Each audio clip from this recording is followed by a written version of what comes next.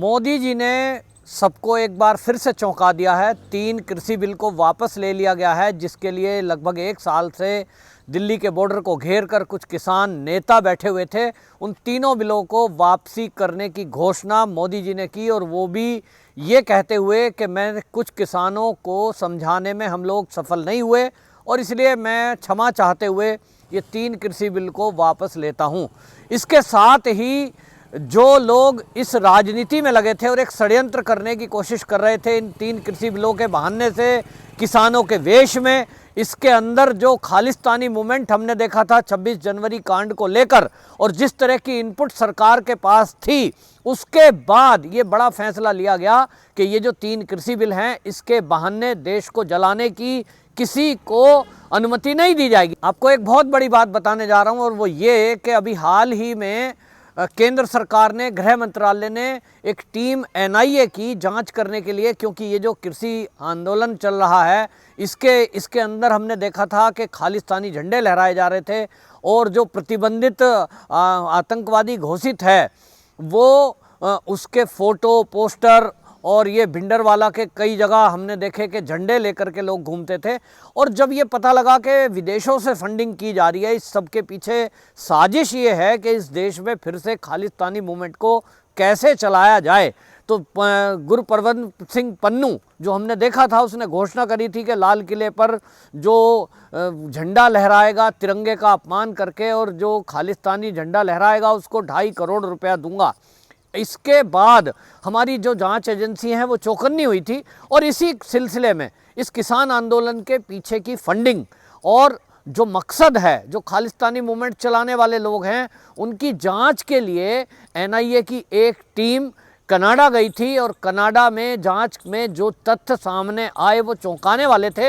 हालांकि अभी रिपोर्ट आनी बाकी रह गई है, उसमें कौन कौन लोग पीछे हैं उनका खुलासा होना बाकी है, लेकिन जो हाल फिलहाल रिपोर्ट है उसके अनुसार जो सूत्र बता रहे हैं वो ये कि इस पूरे फंडिंग के पीछे कुछ भारत में बैठी हुई राजनीतिक पार्टियां, जिनका अस्तित्व अब खत्म हो गया है, 70 साल से भरे ही वो यहाँ देश में झूठ बोलकर, भ्रम पैदा करके, इसी तरह लोगों को भड़का कर शासन करने में सफल बेशक रही हों, लेकिन ऐसी राजनीतिक पार्टियां जिनका कोई अस्तित्व इस समय बच नहीं रहा है, उनको ये लगा कि किस तरह से अब सत्ता में वापस आया जाए।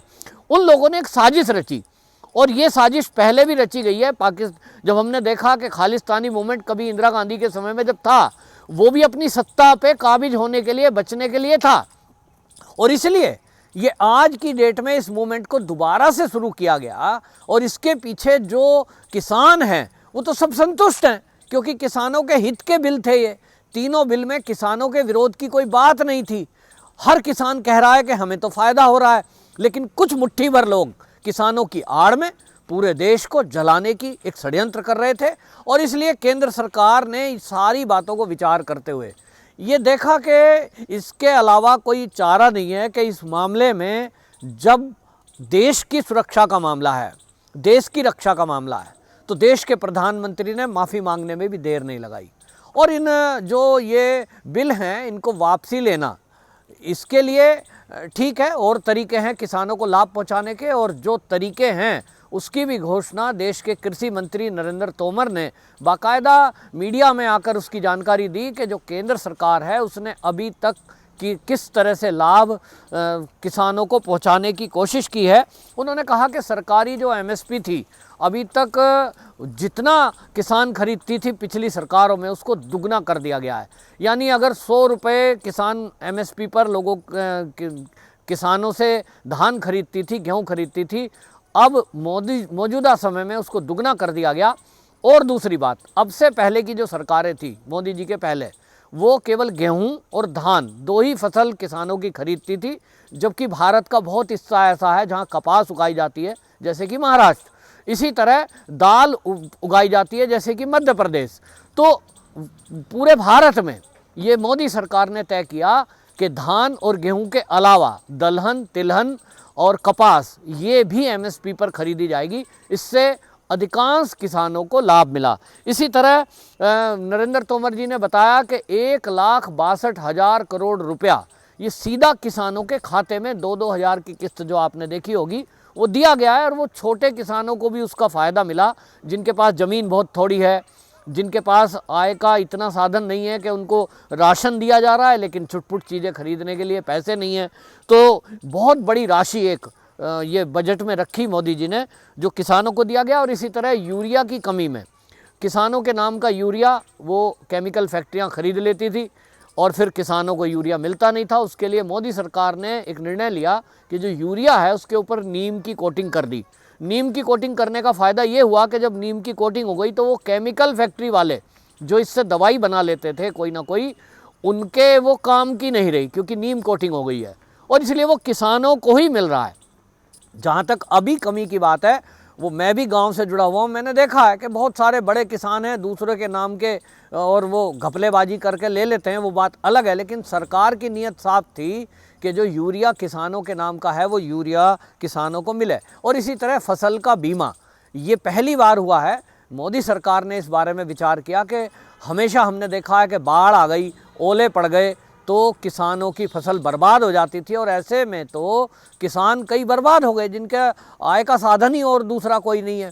तो फसल बीमे से उनको वो भरपाई हुई, इसके लिए सरकार ने उसकी ईएमआई दी और किसान बीमे को लागू किया। इसी तरह उन्होंने कहा कि हमने विचार करा था, नरेंद्र तोमर ने बताया कि ये कृषि बिल हम क्यों लेके आए। हम इसलिए लेके आए कि लंबे समय से, मतलब आप समझ लीजिए पिछले 20-30 साल से कांग्रेस के शासन में कांग्रेस की सरकारें, कांग्रेस की केंद्र सरकार और विशेषज्ञ जो कृषि विशेषज्ञ हैं और कृषि जो किसानों के नेता हैं, ये सब ऐसी उम्मीद कर रहे थे, सरकार पे प्रेशर बना रहे थे। और ऐसे तो सबूत भी आए, वीडियो भी हमने देखे हैं। कांग्रेसी नेता खुद सदन के अंदर खड़े होकर कहते थे कि ये जो मंडियां हैं, इन मंडियों को ख़त्म किया जाए, दलालों को ख़त्म किया जाए, क्योंकि किसान के बीच में ये मंडी के दलाल किसान को सीधा लाभ नहीं मिलने दे रहे हैं। मोटी कीमत में ये बाद में अपने फसल को बेचते हैं, किसान से सस्ती दाम में खरीद लेते हैं। और इसलिए मंडियों को ख़त्म करने की मांग कृषि विशेषज्ञों की थी और ज़्यादातर राजनीतिक दलों की थी। जब भाजपा सत्ता में नहीं थी, जब कांग्रेस ने बाकायदा सदन के अंदर खड़े होकर कहा है कि मंडियां समाप्त की जाएं। अब इसलिए मोदी जी ने अगर उसका इम्प्लीमेंट किया, मोदी सरकार ने, तो राजनीति के चलते, क्योंकि इनको बीजेपी को घेरने का और कोई मुद्दा मिल नहीं रहा विपक्ष को। आप देखिए कि इनके पास कोई मुद्दा नहीं है, क्योंकि विकास जितना मोदी सरकार ने किया है उसके आगे कोई टिकता ही नहीं। इन्होंने तो अभी तक विकास कभी 70 साल में किए नहीं। लड़ाई कराई आपस में, फूट डाल दो, जातियों में लड़ाओ, धर्म में लड़ाओ, और इसलिए आज मुद्दा नहीं है तो इन्होंने घेरने का तरीका यही सोच लिया। कभी सीए के विरोध के नाम पे सड़क पे आ जाओ, कभी जो है कृषि बिल के विरोध के नाम पे सड़क पे आ जाओ, दंगे करा दो। अभी महाराष्ट्र में हमने देखा कि किस तरह से वहाँ सरकार जो है उसी का प्रायोजित, उसी की मदद से दंगे की एक प्लानिंग कर दी गई।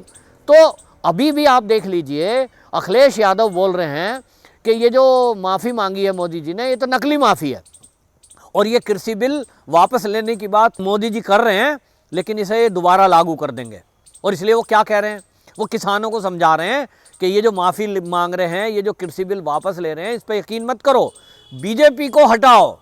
बीजेपी अगर आएगी तो ये बिल दोबारा आ जाएंगे। मतलब एक झूठ के बाद एक दूसरा झूठ। 3 कृषि बिल कानून काले हैं, उसको कह कर इन्होंने किसानों को ये कह दिया कि इन 3 कृषि बिल में तुम्हारी ज़मीन चली जाएगी। ये झूठ बोला और इसलिए वो किसान, भोले भाले अनपढ़ किसान सड़कों पे आए, बॉर्डर पर बैठ गए। उनमें साल हो गया बैठे हुए, क्योंकि उनको लगता है नेताजी सच बोल रहे हैं। जबकि 3 कृषि बिल में किसान की ज़मीन का कोई मुद्दा नहीं है, कोई कानून किसान की ज़मीन नहीं ले सकता इस तरह से। और इन्होंने झूठ बोला। आज अखिलेश यादव ने फिर प्रेस कॉन्फ्रेंस करके झूठ बोल दिया है कि ये 3 कृषि बिल अगर बीजेपी आएगी तो ये वापस ले आएगी। उनको लगता है कि यूपी में तो तुम्हारा कोई आधार बचा नहीं, सरकार आ नहीं रही, सारे सर्वे बता रहे हैं मुश्किल से 50-75 सीट लाएगी सपा। तो योगी जी दोबारा आ रहे हैं, कहते हैं मुकदमे सबसे ज़्यादा हुए हैं समाजवादियों पे। उनका दर्द यही है। अरे जब अपराध समाजवादी करेंगे, लूट खसूट समाजवादी करेंगे, लोगों की ज़मीनों पे कब्जा समाजवादी करेंगे, तो बलात्कार समाजवादी करेंगे, तो जेल कौन जाएगा? जेल तो वही जाएगा जो अपराधी है। आप कह रहे हो सबसे ज़्यादा मुकदमे समाजवादियों पे हुए हैं, तो ये आप देखिए किस तरह की बातें हैं। और आपको यहाँ एक और बात बता दूं कि जो सोच थी कि ये कृषि बिल लागू किए गए, लोग कह रहे हैं 1 साल क्यों लगा दिया।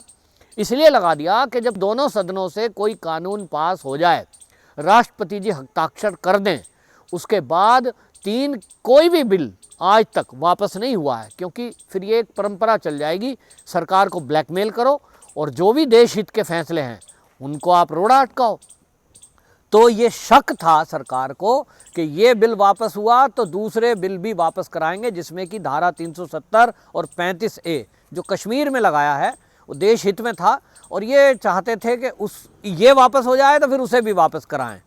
और ये इन विपक्षियों की चाल है, और इसका सीधा सीधा मैं आपको उदाहरण बता रहा हूँ, सबूत बता रहा हूँ कि जो नवाब मलिक हैं, एनसीपी के प्रवक्ता हैं, उनका सबसे पहला ट्वीट जो आया वो मोदी जी के वक्तव्य पे ट्वीट आया, और उन्होंने ट्वीट करके कहा, उन्होंने लिखा, एक बड़ा संदेश देश में गया है कि देश एकजुट हो तो कोई भी फैसला बदला जा सकता है। ये नवाब मलिक जी कह रहे हैं, और ये ज़्यादातर विपक्ष का ये सोच है, ये कांग्रेस की भी सोच है। सुरजेवाला ने कहा है प्रेस कॉन्फ्रेंस करके कि ये जो है ये देश की जीत है। उनको लगता है कि अब जो मोदी सरकार देश के हित में कोई भी फैसले लाएगी, कोई भी बिल लाएगी, आप उसको ऐसे ही वापस करा देंगे।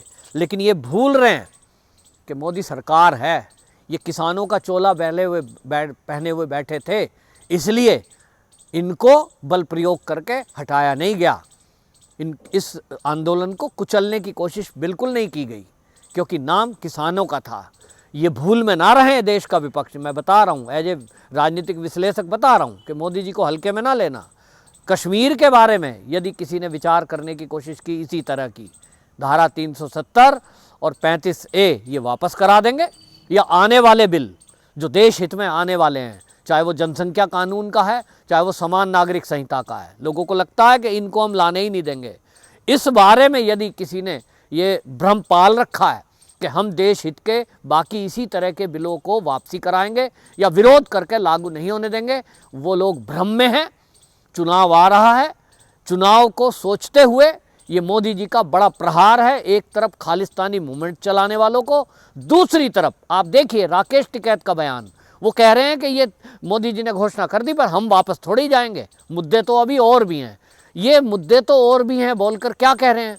ये जो नेता हैं जो अभी खालिस्तानियों के कहने पर आंदोलन चला रहे थे, अब ये बेनकाब होंगे। राकेश टिकैत का प्रथम दृष्टया जो वक्तव्य आया है, कमेंट जो आया है मोदी जी के बिल वापसी पर, वो जो आया है कि अब हम नहीं जा रहे, वो देखेंगे कब तक नहीं जा रहे, लेकिन अब जनता देखेगी कि जिस नाम पर ये बैठे हुए थे, अब मोदी जी ने वापसी ले लिया तो वापसी क्यों नहीं जा रहे, ये जनता पूछेगी इनसे। लेकिन इनके जो वक्तव्य हैं उससे पता लग रहा है कि इन सब का मकसद कुछ और था। यदि 3 कृषि बिल था तो ये अब घर वापसी क्यों नहीं जा रहे। वंदे मातरम।